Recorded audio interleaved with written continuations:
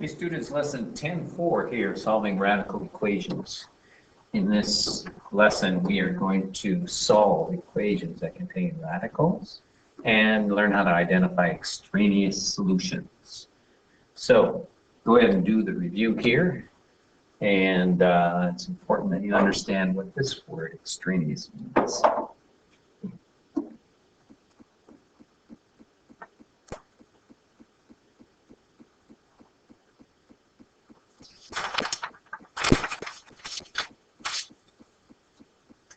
All right, so solving radical equations, one way we can do it is, in this case, if we just isolate the radical, and we can do that just by subtracting 11 from both sides, then we get the square root of x is equal to 10. Then we're just going to square both sides. The square root of x squared, the principal square root of x squared is x, and the square root of 10 is 100.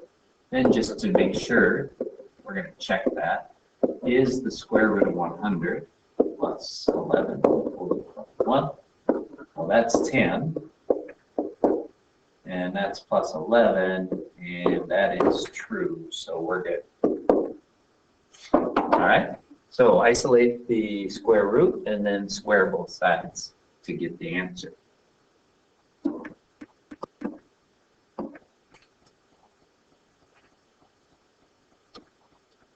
Okay, using a radical equation, the velocity of a projectile is determined by the function b equals the square root of s divided by 0.03, where s is the horizontal distance in meters traveled by the projectile. If the velocity of the projectile is measured at 150 meters per second, what is the distance the projectile travels? So we're given the velocity, so we can substitute 150 for v. So we're going to get this equation, 150 equals the square root of s divided by 0.03. And we're looking for the horizontal distance that it traveled, which is s. So let's go ahead and square both sides. And when we do that, we're going to get this. Then we are going to multiply both sides by 0.03. 150 squared is 22,500 to get s. Okay, and when I do that, I get 675 is s, and that is 675 meters. All right, you try that.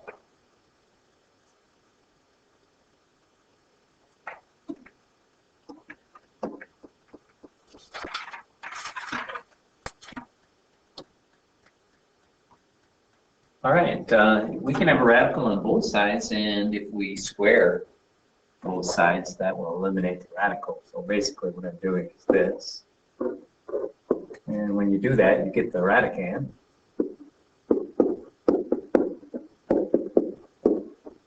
And then you can just solve it the way you normally do. I'm going to subtract m from both sides.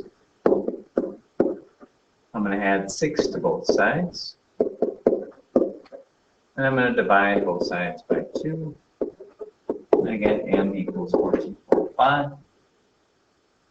Then when you're dealing with square roots, you sometimes get answers that don't work. So you always want to check to make sure that that solution works. So we're just going to check that square root of 3 times 14.5 minus 6 is equal to, is it equal to, the square root of 14.5 plus 23. And 3 times 14.5 minus 6 is equal to 37.5. And 14.5 plus 23 is also equal to 37.5, so it checks. All right, so the solution is 14.5. Go ahead, you try that.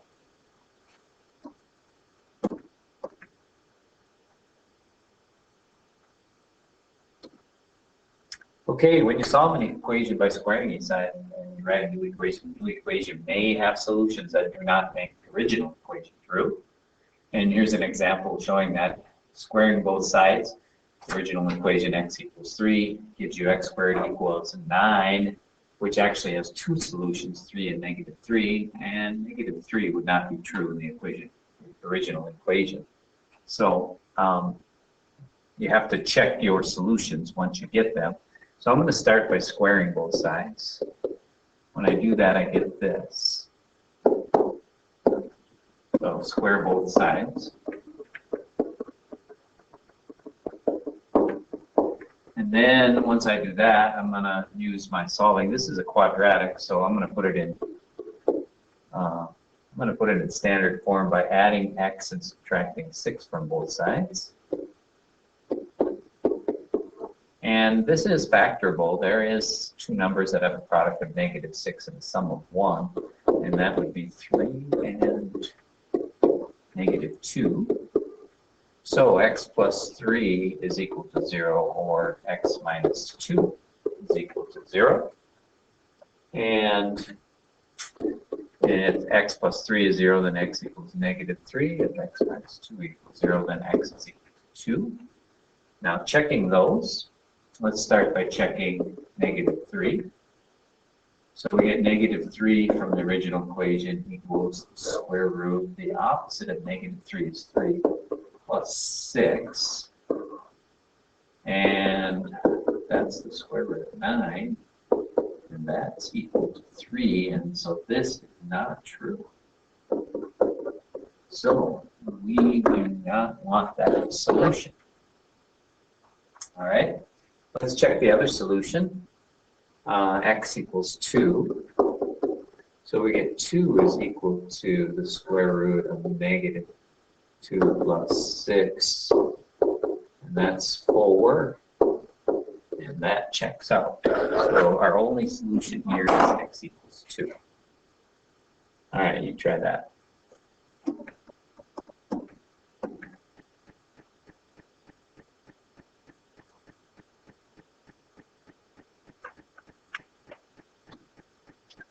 All right, so what is the solution to this? First thing we're going to do is isolate the square root. So let's get rid of this 7 here. Subtract 7 from both sides. Then we get the square root of 4r is equal to -4. Then to get rid of that square root, we're going to square both sides. -4 squared is 16. And dividing both sides by 4, we get r is equal to 4. So it looks like we have one solution, but we're going to check that. So we believe r equals 4. So we're going to do the square root of 4 times 4 plus 7 and see if that equals 3. And that's the square root of 16. And that's 4. And that's certainly not true. So r is not equals 4 is not a solution, and was the only solution we found. So we're going to say there is no solution here. All right, can you try that?